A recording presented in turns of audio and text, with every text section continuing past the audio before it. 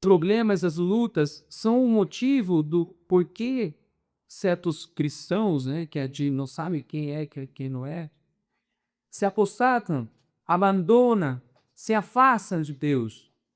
Muitas vezes pensamos que é isso. No entanto, irmãos, as Escrituras, elas nos mostram que a apostasia, ela não é provocada pelas lutas. Pelo contrário, apenas é revelada por eles. A apostasia é revelada pelas lutas. João, na sua primeira carta, disse que eles saíram do nosso meio, mas não eram dos nossos. Porque se tivessem sido dos nossos, teriam permanecido conosco. E no texto que precede aquele que a gente vai ler essa manhã, que vocês procuraram, Pedro nos diz que a salvação do verdadeiro crente, ela é garantida, mas também é protegida por Deus. Vocês podem ler depois, caso os primeiros versículos, e vocês vão ter certeza do que eu acabei de falar. Mas também nos disse que o ouro, quando é lançado no fogo, é para que as impurezas sejam queimadas. Isso vai provar a pureza, vai se comprovar na pureza do ouro. Da mesma forma, meus irmãos, as provações que nós temos, as aflições que nós passamos nessa terra, não é para destruir a tua fé, senão para testar a tua fé, testar a autenticidade da tua fé.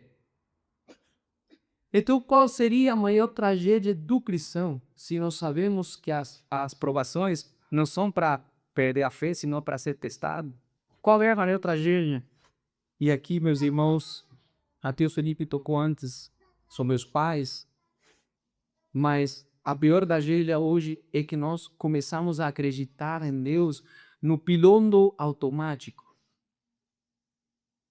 Nós viemos exaustos, sim.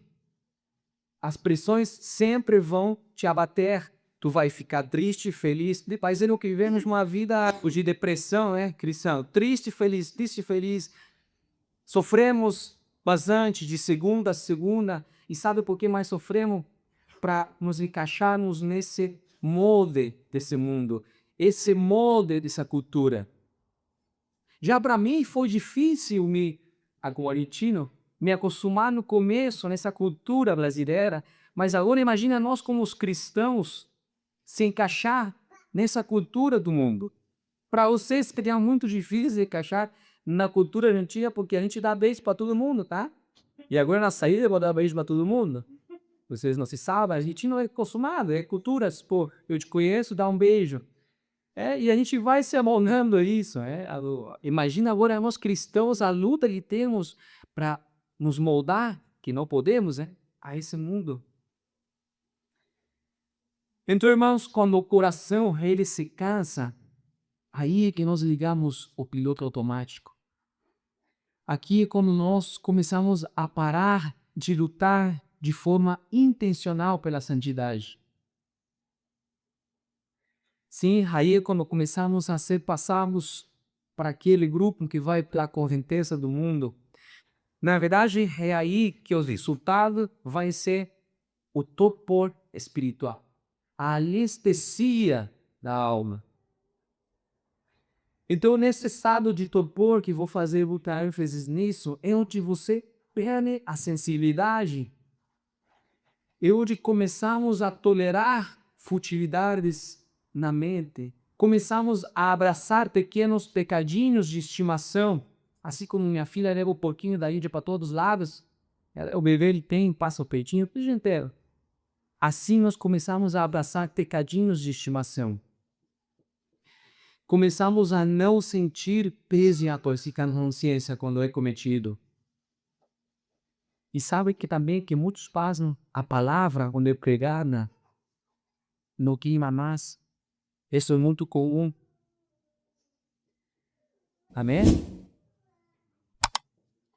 Quando percebemos, irmãos, esse estado é quando estamos reagindo à vida do mesmo jeito, igualzinho àqueles que não têm esperança nenhuma.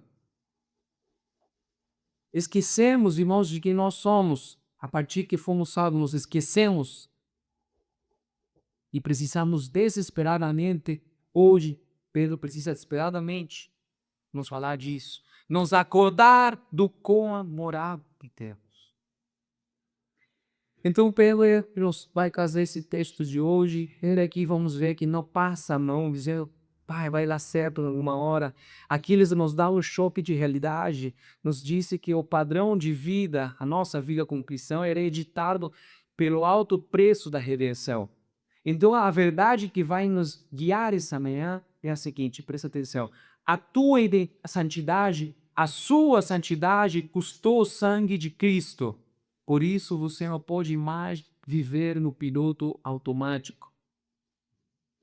Então, é com essa urgência, nessa sentença, focarmos em esse alto preço, meus irmãos, que te pagou para você não estar na espécie espiritual e que vamos ler o texto essa manhã. Amém?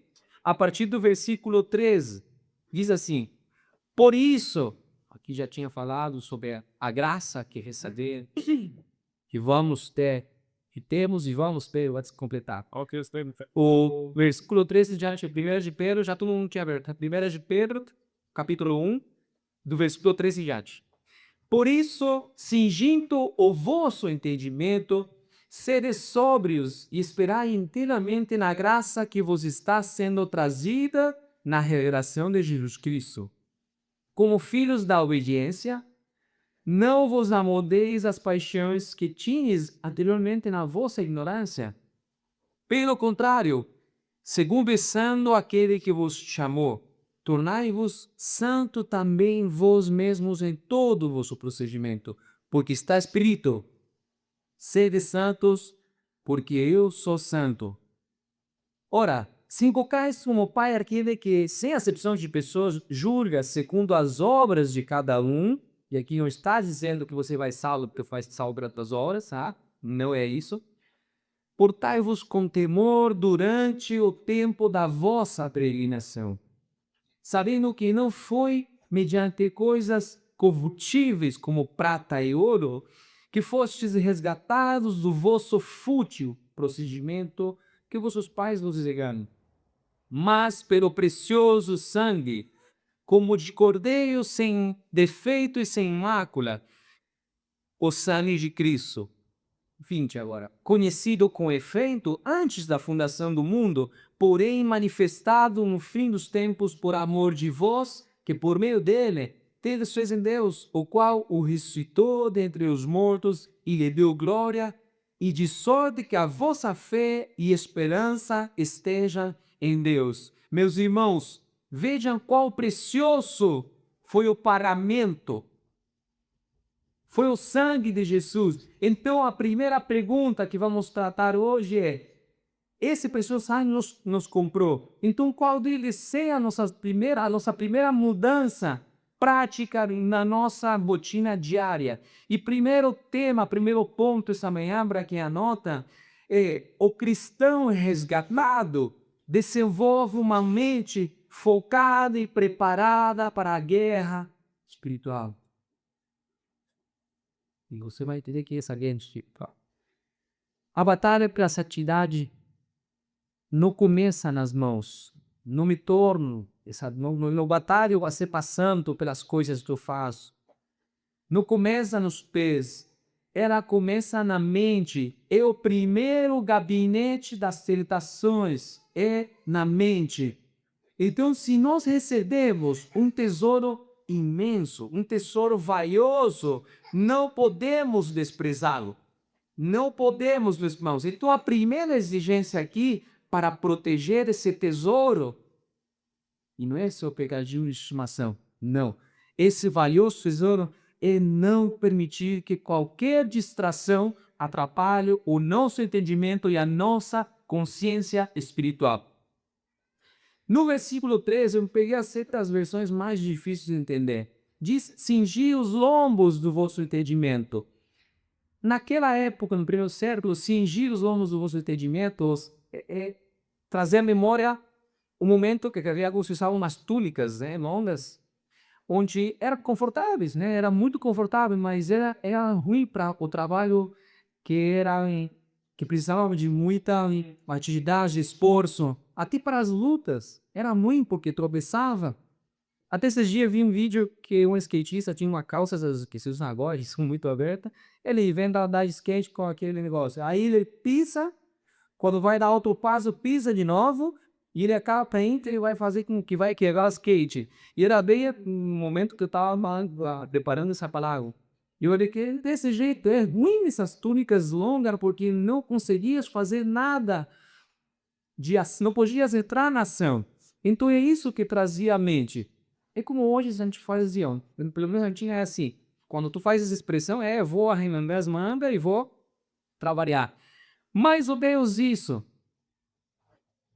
Era recolher as túnicas, amarrar e entrar a ação. Seja luta, seja trabalho, seja o que for. Então o Pedro traz essa imagem para dizer, assim como os soldados, prende a túnica para a batalha e prepare sua mente. O que quer dizer isso para nós? Não permita, meu irmão, que nada atrapalhe seu entendimento. É isso que está dizendo para nós. Nada, mas nada pode atrapalhar o seu entendimento. Nada. O teu trabalho atrapalha o teu entendimento, é um problema. As tuas paixões desse mundo atrapalham você ficar aqui e prestar atenção, é um problema. Então, meus irmãos, esse entendimento é o seu relacionamento com Deus. Uma mente cingida é uma mente livre do medo, livre da ansiedade. Mas como se a gente tem medo, passa medos e tem ansiedade? Claro, eu não estou dizendo que você não vai ter. 100% ativa para o ele. Então, é amarrar esses pensamentos frouxos para poder servir a Deus. E a segunda ordem, ainda no versículo 13, é sede sóbrios. Então aqui a ordem é a sobriedade como um antídoto, vamos dizer, contra a confusão, contra a embriaguez. A ordem de ser sóbrios, meus irmãos, vocês têm que ter autocontrole. A pessoa ébria, não sei se em português existe em espanhol, aquele beiro, né? Não tem autocontrole, olha. Cai toda hora, nem consegue deparar às vezes das coisas. Então, ser sóbrio é ter autocontrole, manter uma mente lúcida e o julgamento afiado, irmãos, para a volta de Cristo. Então a sobriedade exigida, ela não é apenas a temperança para o comer, para o beber, não pode se drogar, tudo isso a gente já sabe. Não, aqui também é a vigilância espiritual, irmãos, de toda a alma. Como você está cuidando da sua alma, a sua intimidade com Deus, seu relacionamento. Então, casando para os dias de hoje, meus irmãos, tem um exemplo perfeito que me aconteceu. É bom que cada vez que a gente prepara uma palavra, aí os sentidos se abrem, não, Furi? Aí você começa a perceber muita coisa na vida nossa, no dia a dia, quando tu vai para um lugar. E hoje, o problema que mais nos complica, nos abate, é o excesso esse entorpecimento, o excesso de uso de tela, o excesso de ansiedade. Hoje todo mundo tem ansiedade. Aqui, para quem não sabe, eu trabalho como professor de educação física, eu trabalho como personal, e o que mais se recebe são pessoas com crises de ansiedade. A gente tem que saber ir lá quando dá um momento de crise e essas coisas. E tem muito, meus irmãos, e a maioria tem muito dinheiro, ou seja, o dinheiro não vai pagar isso, tua sanidade. Não é eles, não. E esses dias eu tava numa pracinha esses dias já há um tempo, hein? Com o Lia e a Emma, meus filhos, e eu tava na praça brincando com eles, e aí assim, tomando com outras crianças, e eu aproveitei para descansar, senão eu cansa demais, você sabe.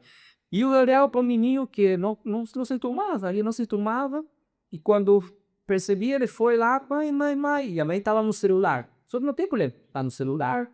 É normal, tu vai a uma praça e está no celular, de ver pais estar no celular. Eu tento não levar quando eu vou com eles. Mas é normal tu ver assim, mas pais brincam e às vezes você olha. Essa mulher, meus irmãos, não parava de estar no celular. A criança minha falava e ela nem respondia, nada, não respondia. Tô sendo o mais literal possível. Isso que ela, tá. E continua, não. não respondia para a criança. E essa parede estava falando com um manequim. E eu olhava e falei, minha nossa. E aí, do nada, e passou, eu fiquei uma hora, né? Do nada, certo? A criança falou, eu quero fazer xixi, mamãe. E ela estava assim, eu falei, cara, não vai dar bola para essa criança. E aí ela percebeu, porque, sério, quando tu entra nas telas exageradamente, tu se perde da realidade. E vocês sabem disso. Até um filme chega a um ponto na sua mente de acreditar o que acontece, por isso que a gente chora, por isso a gente sai da realidade. Eu não mico para vocês, eu já passei em um momento exagerado, nos piores momentos, que eu queria estar toda hora, ou ficava estudando na faculdade, pregação, ou séries. Eu assisti Game of Thrones. Minha nossa, acho que em menos de um mês, acertou todas do que eu precisava, me sentia muito mal, eu queria pensar no que estava acontecendo, e a gente cai nisso aí. Ah, não, não estou dizendo que é errado, assistir não tem problema. Eu não me perdi só nisso, mas eu precisava sair da realidade. O que estou querendo dizer é que as telas te tiram da realidade. E essa mulher passou um tempão, quando percebeu, foi uma criança, um terreno do ladinho, criança fez xixi e ela foi caminhando assim. Não soltou o celular. Até o momento falei, ixi, tomara que bata com algo, saiu aquela maldade dentro, mas nossa, machucar ela, a gente passa a pôr para acordar. Deu vontade ali, caraca. E aí fez xixi, ficou assim, voltou e era rindo das coisas que ia vendo, totalmente perdido, irmãos. Agora, essa pessoa eu não conheço, não sei se cristã, nada. Agora, se coloque você do exemplo, se coloque você se perde demais com esse excesso de dopamina, assim, ó, um tema atrás do outro, você não consegue se concentrar agora no livro, numa página, porque está acostumado a passar sempre temas diferentes, é um problema assim, para nós cristãos se torna um problema com intimidade, com relacionamento de Deus, tá? Então, saindo do exemplo, vai ser mais curto, ele não está dizendo, Pedro, está dizendo para nós, rejeitem esse torpor espiritual. O crente sóbrio, irmãos, ele vigia contra essas armadilhas. Não estou dizendo para você não usar, não caia no extremo. Mas nós temos o domínio próprio do Espírito Santo, meus irmãos. Nós enxergamos a realidade com clareza porque temos o Espírito Santo. Então, antes de abrir essas notícias, não que não faça, mas antes de ter esse excesso, essa perda de autocontrole, irmãos, leia mais, ore mais. E o que sempre te repete, é o único que nos mantém na esperança, nesse mundo tão difícil. Põe um freio nesse lixo digital, pois não, prepare-se para o dia a dia. E a terceira ordem aqui, ainda no versículo 13, é ter esperança perfeita na graça futura. Preparar a mente, a gente segura essa mente preparada quando a gente espera inteiramente na graça. O cristão recebeu a ordem, não conselho, foi a ordem de colocar 100% a esperança, 100% a esperança em um alvo só. E a graça não diz que estará a caminho, não, a graça está a caminho disso. Deus, ele traz a salvação para nós. Não é que você conquistou. E essa salvação será plena, irmãos, quando? Quando ali o Senhor Jesus voltar em glória, aí será plena. Mas é Ele que está trazendo para nós. E o que podemos dizer na prática sobre isso, irmãos? É você não desmaiar na caminhada. É esperar inteiramente para não cansar com as provações de hoje. Esses dias, mais de um exemplo, eu estava deitado e depois foi passando. E não minto para vocês, como diz, me bateu a tristeza. Aí, tá aqui a maioria sabe, não a maioria, mas a gente sabe dos problemas que eu tive. E vai demorar, acho que vidas. E quando vai demorar, vai você. Pela graça de Deus, tomara mentira logo, mas... E eu tava triste, comecei a lembrar se eu tava com a Emma aqui, eu ia aqui, que eu grupo com eles, e quando minha esposa de trabalho, eu já levo e o meu esposo, faz. E eu tava aí, tinha contado a história para eles, tudo. E eu comecei a ficar triste, muito triste. Falei, Senhor, me permite sonhar hoje à noite como será o seu, como será essa vida. Me permite ter um sonho em relação a isso. É assim, tomara que não seja aquele lugar, porque, meu Deus do céu, vocês não vão querer ir, mas pelo menos já vão gostar, peraí. Não é aquela coisa linda assim, mas eu sei que foi Deus, porque eu sonhei que estava aqui em Balneário Camboriú. E eu vi que alagaram a praia assim. E eu vi que não tinha água. Eu falei, ô, tava uma tarde. E aí a água tava lá, tudo, do nada peixinhos aí morrendo. E eu, o que que aconteceu? E eu olhei lá no fundo e tava vendo aquela onda gigante de igual filme, que atravessa preso gigante assim. E tá de olho aí, eu falei, tá vindo uma onda gigante, cara, vamos ter que fugir, mas se a gente vai pra Itapema, aí ele se aproxima na parte de Itapema, cara, a gente arena se vão por aí. A gente deveria ir pro lado Camboriú longe. Daí quando eu falei, não parei de falar, olhei, já tava bem. E aí a onda me bate, nos bate, né? E é muito louco, porque nessa onda que me bateu, eu fechei os olhos e eu saí, eu tava me mexendo pra todos os lados e eu falando assim, ó, se me vai, que me bata na cabeça, não me arranca o braço, nada, só me bate na cabeça pra morrer logo. Aí eu tava rodando, e eu esperando aquela batida na cabeça pra já logo cortar o negócio. Só que de um lado começou a parar. E quando eu abri os olhos, eu já tinha morrido, já tava ali. E aí tinha umas pessoas, eu não me lembro quem era, aliás, era pessoas iguais, só com muito sangue. E olhei assim, eu não critiquei o lugar no sonho, mas eu me lembro da imagem, não era um lugar lindo. E eu me disse, só que disse assim, ó, tranquilo, tranquilo, porque aqui, ó, tuas dívidas já é. Tu não tem mais problemas. E isso me deixou muito feliz, cara. E você sabe que quando tem um sonho ruim, vocês acordam e demora para sair aquela coisona. Demora. E quando sonha muito, a pessoa calada à vontade de. Ou não? Porque é muito louco como mexe com os seus sentimentos. E eu acordei depois e falei, caraca, que sonho maluco. É óbvio que Deus não me mostrou os céus de verdade, senão eu estaria igual aquela senhora que viajou quantas vezes no inferno e eu trazer aqui, o Deus lhe mostrou, fui no céu. É, tomaram você de lugar, dizer uma coisa e senta. Os problemas já eram, meus irmãos. Já era, não tenho mais preocupação. Não tem mais preocupação.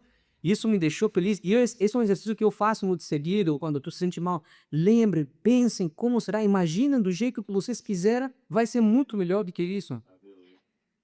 Mas, voltando aqui, a oposição tenta que você se afaste dessa promessa do Evangelho. Por isso, mente cingida, meus irmãos. Esse ano eleitoral é difícil demais. Para mim, foi terrível as anteriores, porque era todos os alunos. Iri, como vai ser tu acha da eleição? Não sei nada. Eu só podia dizer o que aconteceu no meu país, mas era insuportável, que hoje tem placas lá que não pode falar de política. Mas só uma coisa, vote com santidade. Ore para os valores cristãos. Não confie nem nesse, nem no outro, não confie neles, mas tem que votar. Vote com valores cristãos, mas você precisa apostar tudo na graça. Somente na graça. Valeu. Então, irmãos, quando essa mente preparada e sóbria assume o controle do cristão, como era que vai alterar nossa identidade? Como tem que alterar nossa identidade? Os nossos desejos mais profundos perante essa sociedade? E aqui vem o segundo ponto, meus irmãos.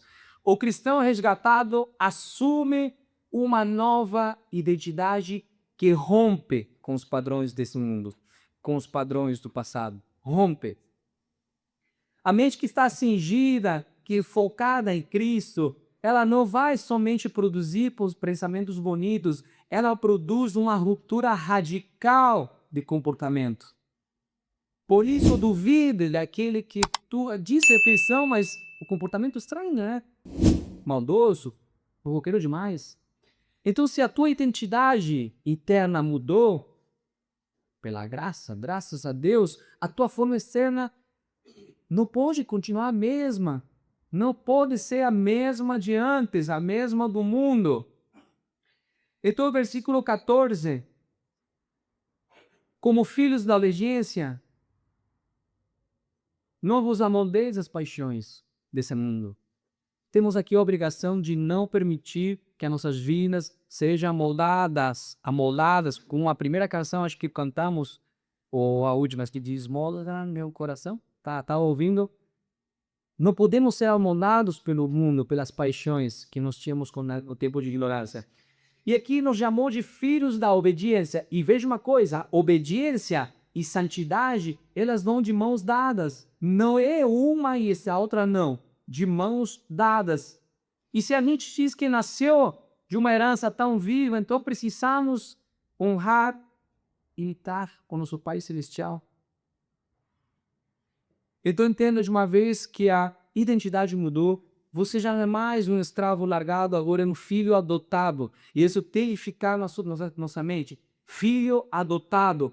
Porque por causa dessa nova identidade familiar que temos, se nos deu uma ordem imperativa. Não se amoldem aos desejos perversos que vocês tinham quando viviam na ignorância. E que ignorância era essa, meus irmãos? O momento que vocês viviam de não regenerados. Vocês lembram? É só sentar um dia e pensar como vocês eram antes e não lembrar. Vocês vão lembrar com certeza. Éramos inimigos do Evangelho, com certeza, naquela época. Né? A gente só se satisfazia com os prazeres e nossos apetites. Só com isso, esse era o nosso prazer. A mudança é quando jogamos a vida dentro de uma forma. Isso ele está dizendo. E o que grita Paulo em Romanos 12. Não tome a forma do ídolo. Já fomos anunciados também pelo apóstolo Paulo. Esses dias eu estava estudando um artigo científico. Onde ele é muito legal o artigo. Que ele analisou 12.000 pessoas durante 32 anos. Um artigo bem consolidado. Muito legal o artigo. E ele te mostra... Aqui vocês vão dar um pouquinho de risada, não me jure, tá? Mas ele te mostra o risco de uma pessoa se tornar obesa. Aumenta na verdade, a mais de 50% quando um amigo ganha peso. E quando é íntimo, ele trouxe esse dado para não se alarmar. As chances de se tornar obeso já aumenta quando os íntimos que são, aumenta demais. E seu cônjuge, esposa, marido, depois que vai para os alunos, cara, se tu vai começar a falar com teu marido, porque é difícil, meu, a influência, e é que assim, a gente é influenciado em coisa que é fácil de ser influenciado. Quando exige um esforcinho, é difícil ser influenciado. Até eu ganhar o hábito de treinar, o corpo sempre fez a tendência de criar o hábito daquilo que é mais fácil. Como tirar o sofá. Agora, o hábito de treinar é difícil de criar. É o primeiro problema que tem com os alunos, criar o hábito de treino.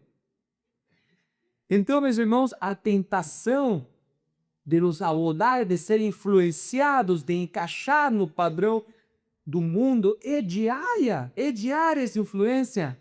Só que o nosso referencial mudou. Não é mais o mesmo. O cristão salvo, ele é radicalmente diferente do seu passado. Ele é radicalmente diferente dos ímpios. Se você foi resgatado, o teu padrão antigo já era. Você tem que quebrar essa forma velha. Chega de, às vezes, justificar pecadinhos. Sempre me pede esse pecadinho. Sempre fui assim, sempre tive esse temperamento. Temperamento, temperamento. Porque sabe que é? A lei agora é outra. A vontade de Deus. Essa é a nossa lei. Como filhos da obediência, como filhos obedientes, existe uma vontade a ser cumprida.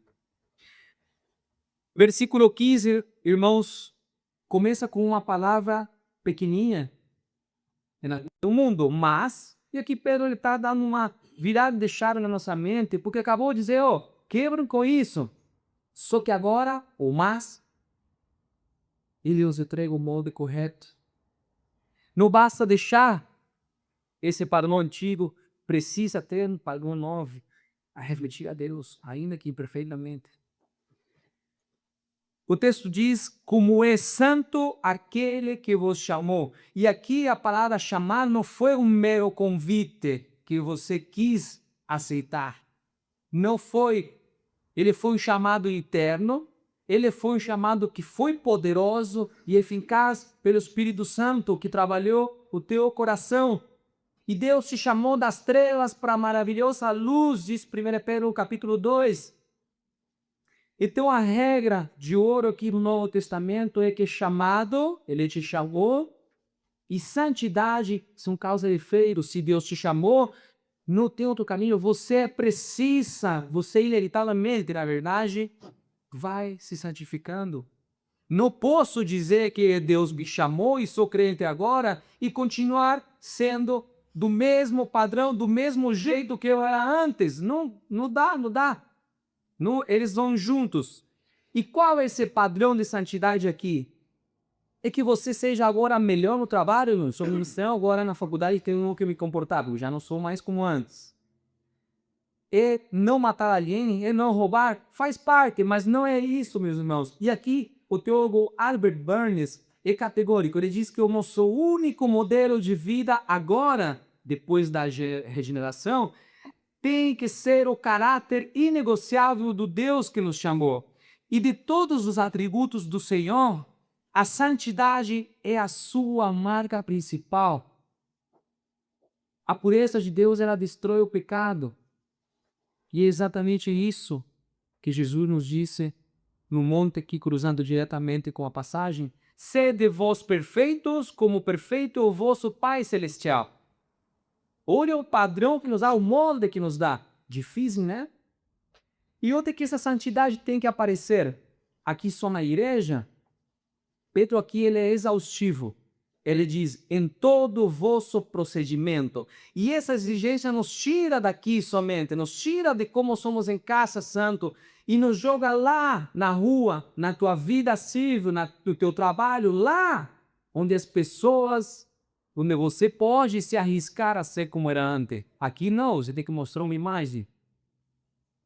Ele nos joga exaustivo em todo o vosso procedimento. A santidade de um cristão, ela abrange a religião, sim, mas também tudo que nos rodeia lá fora. A santidade vai muito mais além. Esse é santo quando você preenche a declaração de renda, de imposto. Esse é santo também como você trata a sua esposa, seu marido, seus filhos. É ser santo até o momento que você vai fechar um contrato, que trabalha com gays, se aproveitam dos meus conterrâneos. Vou cobrar mais para esse. Esse é santo em todo momento, meus irmãos. Para o cristão existe vida secular, vida religiosa. Não existe essa separação. Você é um imitador aqui e o imitador de Deus lá na fila da padaria, lá no seu trabalho. E se não somos chamados por Deus, que é absolutamente puro, ele espera, pelo menos, que o que façamos, que a gente fale, dizemos, pensamos, carregue a assinatura dele. É o mínimo que se espera.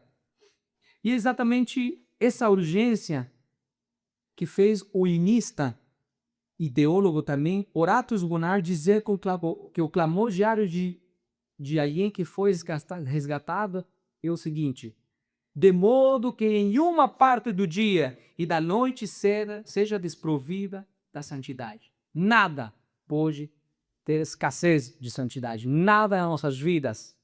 Elas fazem pontar-nos no mundo, né? O padrão do mundo parecer mais fácil. E o que eu digo é mais fácil se mandar, porque aqui é mais difícil. Versículo 16, meus irmãos, nos mostra que a santidade para nós não é opcional, tá? Ele é um mandamento baseado no caráter de Deus, porque sede santos, porque eu sou santo, diz o Senhor. E Pedro não diz apenas achar uma boa ideia, acho melhor você procurar um pouquinho mais de santidade. Não. É um mandamento. Ele aqui tira das escrituras, guiado pelo Espírito, e diz, está escrito. Ele diz, está escrito. E veja como Jesus também utilizou da mesma frase, está escrito, quando era tentado pelo diabo. Por quê? Porque a palavra escrita, ela carrega uma autoridade que é inegociável.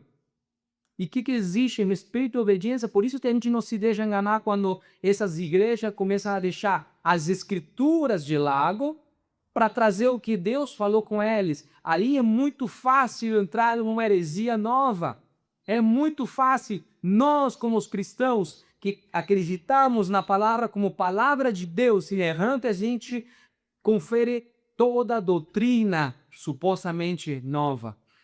Ele falou, vou e confere. Ouviu você aí no YouTube, você confere. Não caia. Por isso que essas igrejas começam a dizer, não, não é tudo palavra de Deus, só algumas coisinhas. Fuja. Fuja. Tá? A gente quando, assim, por nada aí, quando falamos sobre um assunto, eu obrigo, não, é a palavra, mas eu exijo os professores, os coordenadores técnicos onde trabalho, a eles não trazerem informação que escutam, ouvem lá, porque viu um vídeo. Não. A gente paga lá um site onde tem todos os estudos científicos, vocês fazem a comparação e vocês estudam sobre o tema com os estudos que foram publicados sobre o assunto. Sim, por isso que é tão, a imagem dos outros não física é tão ruim, porque acaba muito tempo eles fazem isso. Eu vou ler esse vídeo, eu vou passar isso. Não, não é assim que se estuda. Hoje a educação física avançou muito e tratamos um monte de doenças. 26 doenças crônicas não transmissíveis são tratadas com a musculação e o treino. Que os médicos só têm medicamentos para cada. Então, a gente utiliza desses artigos para dar validade que se fala. Mesma coisa, está escrito. E de onde Pedro tira isso? De Levíticos 11, porque não é por acaso que Levítico, com um livro ditado dos mandamentos, é o que mais aparece a palavra santo. Então esse mandamento dado para Israel também pesa nos nossos ombros. Por quê? Porque existe uma verdade que é assustadora, meus irmãos, que o homem sempre vai imitar o Deus que adora. A pessoa se molda ao caráter daquilo que reverencia. Os pagãos adoravam deuses impuros, então eles se tornavam impuros, eles imitavam o que eles faziam. Mas presta atenção, o Deus que nós cultuamos é perfeitamente santo. Por isso que a única prova real de que você adora o Deus verdadeiro é se o teu caráter está se tornando mais santo.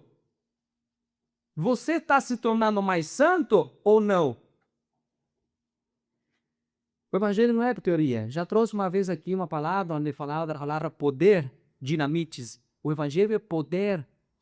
Destrói a vida antiga, mas também nos constrói uma vida nova. Ele é o único, o evangelho, capaz de nos tornar puros. A santidade do crente, ele não acaba na purificação, tá? Você foi regenerado, santificou, não acaba aí. É aí, irmãos, que a verdadeira guerra começa. A santificação do crente, ela é ativa, feroz, se opõe ferozmente contra o pecado. A santidade, ela vai se opor ferozmente contra o pecado. Tá? É verdade, sim. A gente não vai ser perfeito aqui, né? A gente faz ênfase muito nisso. Porém, irmãos, a busca da santidade é a tua marca. É a marca do verdadeiro crente. A busca pela santidade. Então hoje o mundo usa essa palavra santo de uma forma de zombaria, utiliza essa palavra santo como um xingamento profano também. Nós até estamos muitas vezes em chamar ali de santo, porque sabemos que o pecado destruiu essa perfeição na terra. Só que a Bíblia, a palavra santo, ela significa que alguém tem a relação direta e exclusiva com Deus. E no Novo Testamento você é chamado de santo. Fomos nós chamados de santo graças aos feitos de Jesus Cristo. Graças a Ele fomos chamados de santo. E você não é santo porque não erra. Isso é mentira. Você é santo porque foi separado para pertencer ao soberano. Por isso você é santo. E é por isso, irmãos, que como filhos da obediência, que obedece à vontade de Deus, e como filhos santificados por Ele, a nossa oração diária tem que ecoar o clamor de Jesus. Pai nosso, santificado seja teu nome em minha vida. Santificado seja teu nome no meu corpo, nos meus olhos, santificado seja teu nome. Nas minhas relações, nas minhas decisões. Mas Diante dessa exigência de santidade que parece, irmãos, altíssima demais, né? Já estão sentindo vontade de voltar para o antigo? Não é? Diante disso, de um mundo que nos pressiona diariamente, o que nos motiva a perseverar sem cair no legalismo por um lado e sem cair no desespero por outro? E o terceiro e último ponto, irmãos, o cristão resgatável caminha em temor reverente porque compreende o valor da sua libertação. A resposta para a nossa perseverança, meus irmãos, é o equilíbrio que ele é glorioso por um lado, mas é assustador por outro, e que a teologia moderna ela tenta ocultar, porque eles só te mostram o lado glorioso de um lado, mas ocultam o outro. Só que nós perseveramos porque fomos chamados por alguém que ao mesmo tempo é o Pai amoroso, aquele que te apresenta a todo mundo, mas também ele é um juiz imparcial. Ao dizer, se invocais como Pai, versículo 17, que diz, ora, se invocais como Pai, aqui, pelo faz um destaque o grego na palavra Pai. E nós não oramos a um tirano cósmico. Nós oramos para um Pai cheio de ternuras. E chamá-lo assim foi um privilégio. Desde que recebeu o Espírito Santo, fomos adotados, chamando-no de Pai. Mas temos a ousadia de chamar esse Deus Santo e Pai. Tenha também cuidado com não blasfemar o seu nome, porque Ele também julga as nossas obras. Volto a dizer aqui, não é obras porque você vai precisar fazer para ganhar. Não. Ele julga as obras, aquilo interessa a conta bancária que tu tem. Isso vai para os pastores que acham que estão nesse nível, como já participei de um lugar que sempre falava, Deus me colocou aqui. Deus não está nem ali com esse status teu, tá? Ele não está nem aí com a tua aparência externa. Ele olha para teu coração. Ele conhece as motivações ocultas, aquelas que nós não conseguimos ver entre nós. Mas ele conhece as motivações ocultas por trás de cada ação que você toma na sua empresa, por cada ação que você toma lá no trânsito que se estressa com meus conterrâneos.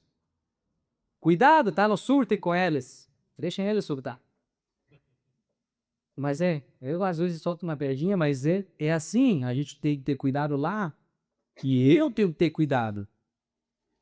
Eu já não queria virar um monte no trânsito também. Todos nós, essa palavra não é só para vocês. E uma vez eu soltei nela, tá? Aí eu conto porque me arrependi com ela, fui até um trabalho, pedi desculpa.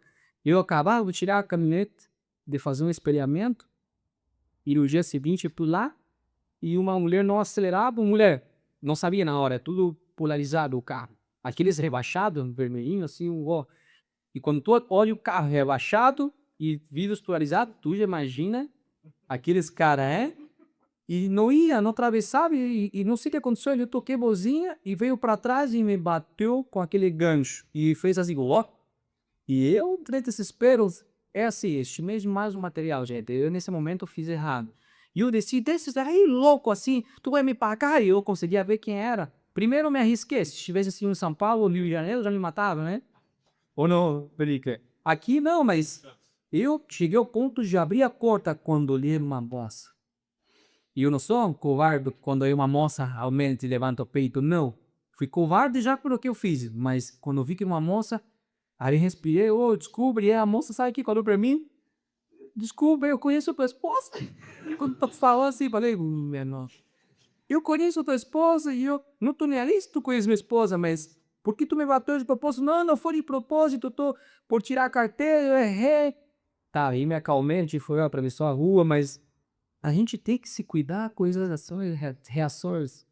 Se cuida, meus irmãos. Todos nós caímos, não sou santo nesse sentido aqui. Sou santo porque Deus me parou e precisamos nos santificar. Mas é difícil, né? Mas graças a Deus do teu Espírito Santo. Então, aqui, diante desse pai e juiz, como deve ser a nossa atitude? Sabe que um pai amoroso, mas também um juiz que julga de acordo com a motivação do coração de cada um. E aqui o texto diz, vivam suas vidas como estrangeiros aqui em temor reverente. E aqui o que é esse temor? É você ter medo do inferno, como muitas vezes colocaram na tua cabeça? Não, meus irmãos, a questão do inferno é coisa do diabo e dos não regenerados. Aqui, temor do cristão é completamente diferente. É o respeito profundo de um forasteiro. É a reverência do perigo que está sempre sobre olhares do Pai.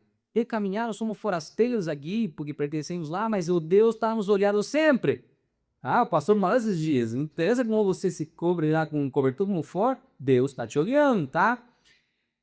É como quando Lia, às vezes, faz uma coisa para mim ou para o filho de vocês, e ele não sabe o que fez mal. Ele falou, ô filho, tu pagou, e ele se sente muito mal, ele chora, mas não tem medo de eu vou castigar, senão porque ele tem um temor, esse respeito pelo Pai. E esse temor aqui, para nós cristãos, ele destrói, desliga aquele piloto automático. Então, caminhar em temor reverente não é apenas fugir de um juiz, mas sobrevalorizar o preço pago por nós. A motivação, irmãos, para a santidade, essa motivação vem quando a gente entende do valor do resgate. E no versículo 18, Pedro disse, pois vocês sabem, diz para eles sabiam do resgate, sem ainda conhecer esse povo Jesus, ouviu, eles tinham feito, sabia do valor do resgate. Só que a palavra resgate para nós é quando você estava na necessidade demais, vou resgatar umas milhas, ou cashback lá, vou resgatar. Assim que na época resgatar tinha valor de vida ou morte. Se alguém não pagava por esse alguém, já era, movia. Assim se utilizava, não existia milhas e resgatar coisas, utilizava essa palavra para vida ou morte. E nós éramos escravos, e fomos pagos. E como foi a moeda? Para que ouro nos diz o texto? Nossa, lá dos valores demais o olho branco colocando nas mãos e no pescoço. E na época, quando antigamente na Argentina, até a armação de óculos era de ouro.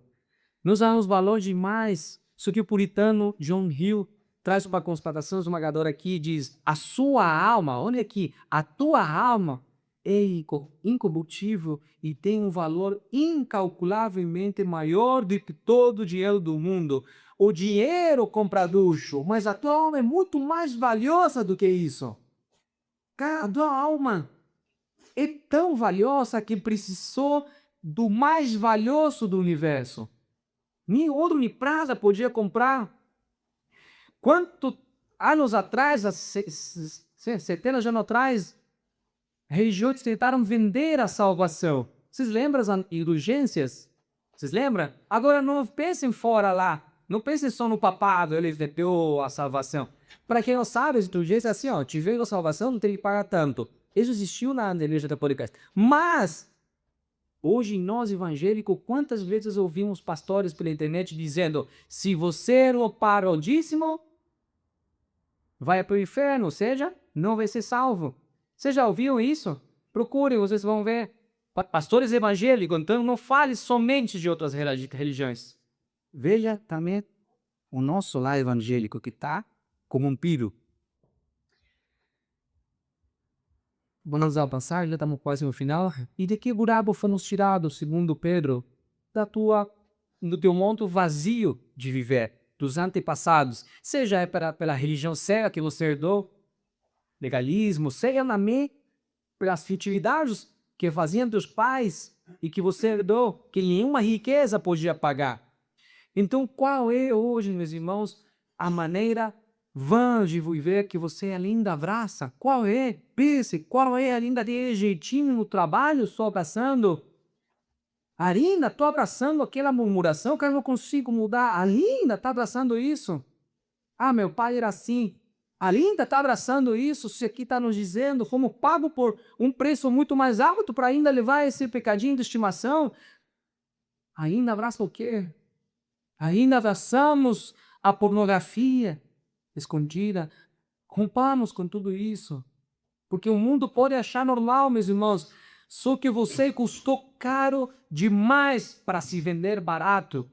A negociação foi perfeita. Não é aquela ruim negociação que eu fiz um monte de vezes. Eu comprei uma coisa caríssima e depois vendi pela metade porque vi que não precisava mais e não queria mais. Não, você foi pago por um alto preço para se vender barato demais, para se vender para o seu trabalho, para se vender para a sua vida que volta à mesma rotina e mesma desculpa. Meu trabalho, ninguém mexe. Você vai correr, meu irmão, uma vez e seu trabalho vai ficar aqui, meus irmãos. Então o trabalho também atrapalha, também atrapalha. Isso estou falando para mim e para todos nós. Eu nunca deixei e não vou deixar que meu trabalho atrapalhe e ataque testemunha minha esposa. Nós sempre oramos, Senhor, me dá um trabalho que não me atrapalhe, pelo menos com ir à igreja. Agora, o trabalho está te tirando daqui?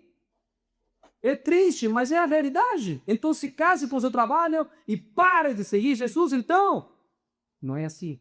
Mas é radical, o Pedro está sendo radical? Sim, já o nome do seu entendimento, autocontrole, meus irmãos. Eu não estou descontrolado agora. Adorava hipócrita. Cadê o teu controle, cara? Irmãos, a cruz não foi o plano B, como outros aí, vocês na internet estão falando. Como algumas religiões falam, ixi, Deus não viu que ia acontecer isso. Não foi um plano B, perdão. O versículo 20 aqui nos lança na eternidade. Cristo foi escolhido antes da criação. A expiação não foi por um concerto de emergência, não, porque o mundo deu errado. Vai, Espírito Santo, Jesus, tá ligado Deus. Não deu certo, o que vamos fazer? Vem o plano B. Não, não foi isso. Não acredite nisso. O Salvador foi providenciado antes mesmo do pecado existir nesse mundo. Então aqui entramos numa verdade e uma só. A terra, irmãos, inteira foi criada para ser o palco desse glorioso plano de redenção. O Cordeiro eterno, ele pisou na terra por amor de nós. Como diz a última música que cantaram aí. Por amor de nós. E aqui o comentarista Kidsmaker resume e diz: escolhido na eternidade, revelado no tempo, aquele que era apenas sombra no Antigo Testamento, assumiu a carne com um único alvo, a nossa redenção por amor a nós. Irmãos, que privilégio inexplicável que nós temos. Ele fez tudo por amor. E a prova de que o sacrifício funcionou está aqui no versículo 21, está nos caminhando para o final. Deus o ressuscitou, versículo 21, e o glorificou. E é aqui que a nossa adoração àquele Deus triuno ganha força, porque a ressurreição não é apenas histórica, porque tem um monte de vídeos na internet que vocês veem. Não é só história, encaixaram o corpo, não é só isso. Ela é a prova de que a morte foi vencida, a ressurreição. O túmulo vazio é aquele recibo da nossa justificação, mas também é a garantia do que foi falado no começo, dessa esperança futura. John Hill conclui aqui que a fé e a esperança caminham de mãos dadas. E já que a nossa cabeça foi colocada à destra do Pai, foi colocado em glória, vive na glória, os que creem também viveremos em glória. A sua esperança, irmão, não está baseada no que você faz, mas ela está inteiramente baseada em que Deus ressuscita os mortos. Amém. Para concluir, se fomos resgatados por um preço tão alto, que ele foi arquitetado lá desde a eternidade e que foi garantido pela ressurreição, como é que essa verdadeira verdade dele transformar a nossa vida prática? E eu quero que você fique em pé. Vamos concluir a pregação. E, irmãos, hoje nós vimos,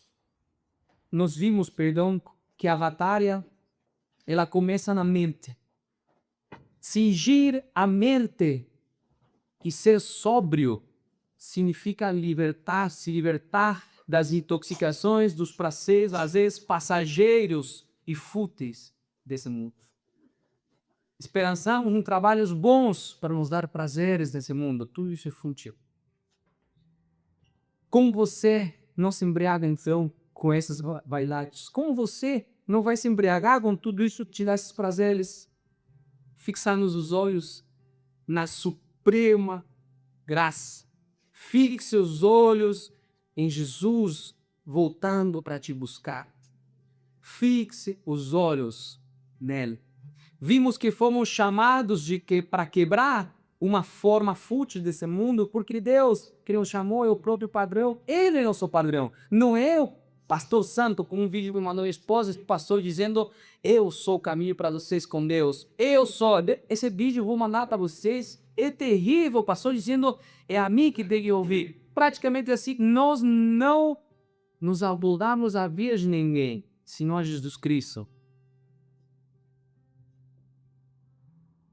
Vimos que no versículo Dia dos Últimos, que a única maneira de ver assim não era o moralismo, o neoliberalismo, mas lembramos diariamente que o nosso resgate foi pago por um alto preço, o maior que tinha para pagar, o mais valioso, o sangue do Cordeiro Eterno, que ele foi planejado lá antes de tudo existir. Então amanhã, irmãos, olha, daqui a pouco vai vir a pressão sim, e não vamos continuar fazendo isso, porque é a realidade, todo esse problema vai começar de novo, e talvez seja uma discussão logo cedo de manhã, talvez seja aqui em trânsito, talvez seja algum colega do trabalho, ou algum amigo que está te trazendo um trabalho meio estranho, uma negociação meio estranha, ou até a omitir algo, ou só não fala disso. Tudo isso vai aparecer nas nossas portas, tudo isso. E às vezes é mais fácil de fazer de bobo, mas não. Mesma coisa. Talvez seja o cansaço que mais nos cansa no Pai. E às vezes nos faz agir de forma errada, nos cansa tanto, e me deixa tranquilo. E talvez esse cansaço de revelar no sofá, no quarto, a assistir aquele site que te dá aquele excesso de dopamina para depois ficar calmo. Talvez seja isso, irmãos. A tua carne vai implorar por isso. Para você novamente ser ligado assim, ó, pá, no piloto automático. Aquela vidinha chata. Que você não luta pela sua santidade ativamente. E quando essa hora chegar, lembre de Jesus, lembre-se do Cordeiro, lembre-se de cada gota que foi derramada, comprou tua mente, comprou teus olhos, comprou o teu agir, comprou teu corpo, comprou tua família, que outra tudo comprou. Lembre-se disso, que a tua santidade custou o sangue de Cristo, então você não tem mais direito de viver no torpor do mundo, no molde do mundo. Seja livre em nome de Jesus desse piloto automático. E como ordenou o apóstolo, sob a autoridade do Espírito Santo de Deus, mas como é santo aquele que vos chamou, se vós também santo em todo o vosso procedimento, porque está escrito, sede santo, porque eu sou santo. Amém? Que Deus nos abençoe, nos continue fazendo crescer espiritualmente com sua palavra. Amém? Amém. Obrigado, Pai, por essa palavra. Obrigado, Senhor, por nos trazer essas ordens, esses mandamentos